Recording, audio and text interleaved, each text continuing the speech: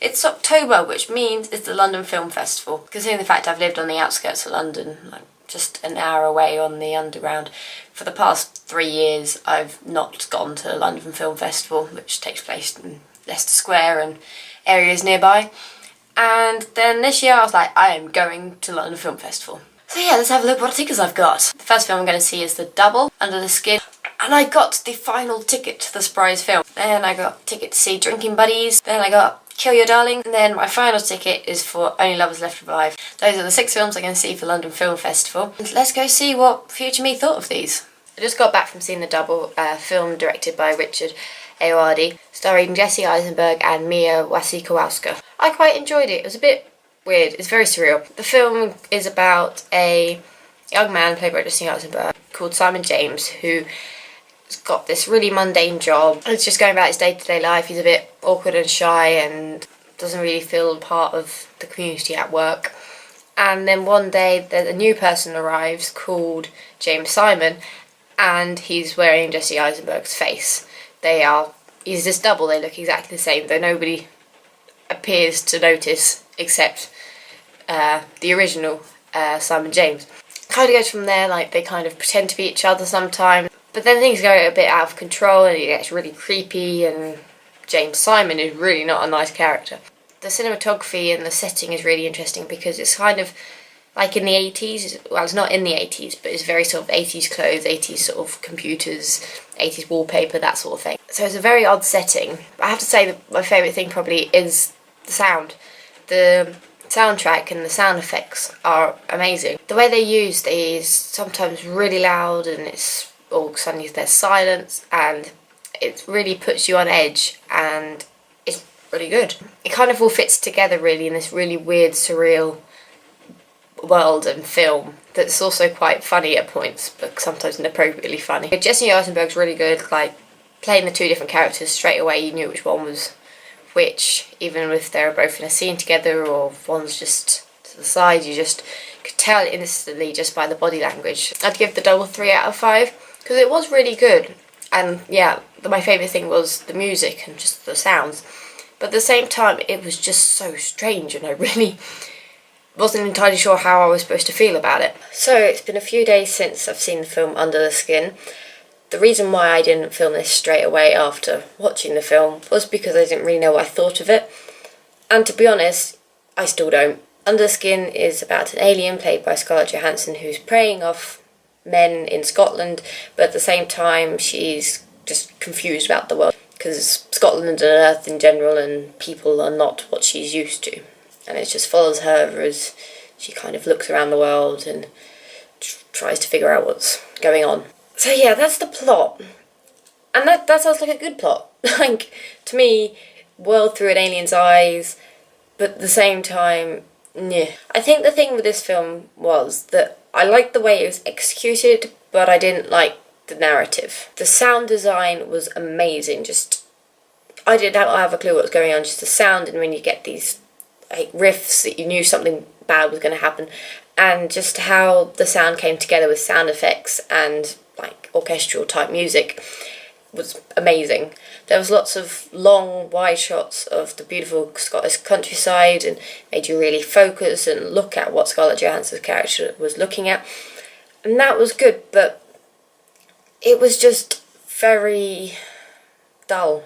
So the actual story and how it went, I didn't like. I think I can appreciate what it was doing, but I didn't enjoy it. I suppose it's one of those things like the difference between appreciating and liking. So I appreciate it, but I don't really like it. I don't even think I can really give Under the Skin a score out of 5 because I suppose I'd give it 3 because, well, yeah, like I love the sound design and just some of the visuals were amazing, but the actual plot was not, and it's in the middle, so I think I'd give Under the Skin 3 out of 5. So I just got back from the surprise screening. A lot of talk beforehand on Twitter, what could it be? My sort of picks that I would have really liked to see were Monuments Men, the Mandela biopic, and Snowpiercer. They're the ones I was like, yeah, I'd love to see them. But then other ones that were mentioned, like The Butler and Orange County thing, whatever, I can't remember what that one was called. It's got Meryl Streep in it. Like some other ones, I was like, well, yeah, I'd happy to see them as well. But no, it turned out to be a film called The Grandmaster. This is a kung fu action film distributed by the Weinstein Company, and Harvey Weinstein did indeed present it to us. So that was kind of interesting. So then the film. It's the story of Ip Man, who I didn't realise was a real person. Like, I've heard of other Ip Man films, but not watched them, because kung fu action films are not something that I'm greatly interested in. So I'd heard of Ip Man, and Ip Man was a real person from China that was a kung fu master, and he went on to end up training Bruce Lee. So this was kind of the story of him, like before the Japanese invaded in like the late 1930s, early 1940s, to moving to Hong Kong, and is to do with his wife and children, as well as this woman that he has this interesting relationship with. A lot of action fight sequences looked amazing. I did enjoy it well enough, and it looked beautiful, absolutely stunning. Just generally the shots, I could have watched some of these people walk around in slow motion for hours. It was so beautiful. The general plot was easy enough to follow.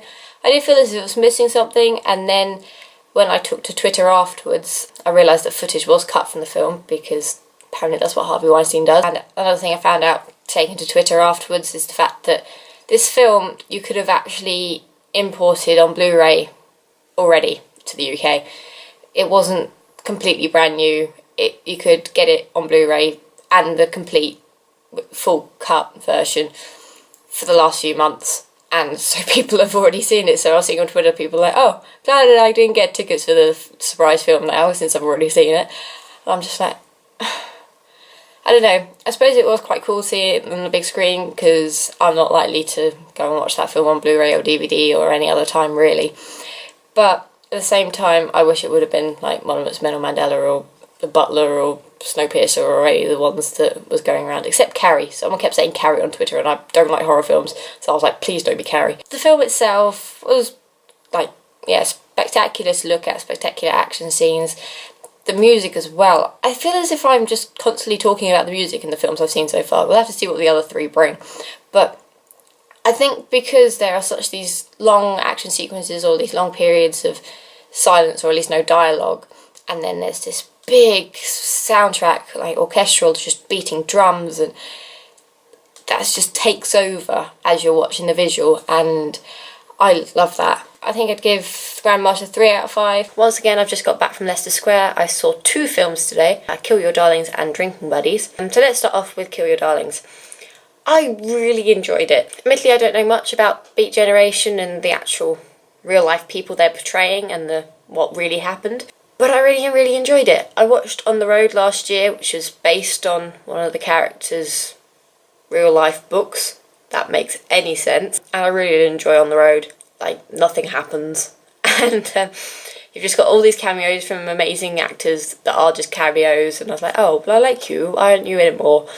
Really did enjoy On the Road. Whereas Kill Your Darlings, oh, it was so good. So Kill Your Darlings is the story about Allen Ginsberg and other Beats poets and authors such as Will Burroughs and Jack Kerouac before they became famous and before they were doing their writing. So Allen Ginsberg has just started Columbia University, and the story of what happens there, and there's death and drugs and love and all that sort of thing. The whole cast was amazing. Daniel Radcliffe, I think, is doing a really good job in separating himself from the Harry Potter world. The music, because it's set in the 40s, it's all like jazz and it's really fun, and the scenes where they're brainstorming the ideas of language and just cutting up books, it's all like different shots and Allen Ginsberg's getting high. It's just a lot of fun. It's surprisingly funny, I have to say. Before I saw Drinking Buddies, it was my favourite film that I've seen of the festival so far. I'd give Kill Your Darlings 4 out of 5. Next I went to see Drinking Buddies, starring a whole host of people, including Olivia Wilde and Anna Kendrick.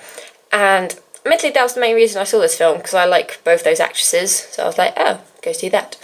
And I really enjoyed it. It's a story of 2 couples. One couple is made out of Anna Kendrick's Jill and Jack Johnson's Luke. and the other couple is made out of Olivia Wilde's Kate and Ron Livingston's Chris. Kate and Luke work together in a brewery, and they're really close, they're really good friends, but at the same time there's that kind of flirtation thing, and they're both having some problems with their partners, but they still love their partners, and it's just a really good story, and it's a really grown-up way of viewing grown-ups in film. The cast was great. It was really funny as well, actually, and quite clever, and I really enjoyed Drinking Buddies. I think, yeah, today's been a good day for films with that and Kill Your Darlings. I suppose a negative I had for it was a bit slow to start, and I wasn't really sure how I felt about it for about halfway through. But all the characters were interesting and they had flaws. Drinking Buddies I'd give 4 out of 5. Today I saw my last film of the London Film Festival, and that was Only Lovers Left Alive. A film starring Tilda Swinton, Tom Hiddleston, Anton Yelchin, John Hurt, Mia Wasikowska and Jeffrey Wright. It's a film about Adam and Eve, played by Tom Hiddleston and Tilda Swinton, and their love for each other, and they've been with each other for years. And when I say years, I mean years. They are both vampires. And it's sort of them just living day-to-day lives and how they sometimes spend time apart, but they always end up back together. But then Eve's sister, Ava, played by Mia Wasikowska, comes along and is also a vampire, and she causes some problems for them. I really enjoyed it. It was surprisingly funny, and like, I heard someone say it's kind of a vampire rom-com, which in a way it is, because there's romance and it's got quite a bit of comedy in it. But at the same time it's quite quiet, and it's got lovely shots and lovely music. Oh, I liked the characters a lot.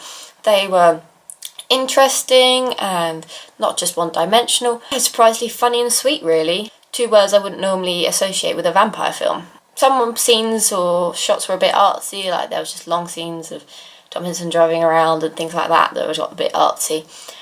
But besides from that, I liked it from start to finish. I think I'd give Only Lovers Left Alive 4 out of 5. So that was my time at London Film Festival. Saw 6 films. I enjoyed them all in various degrees.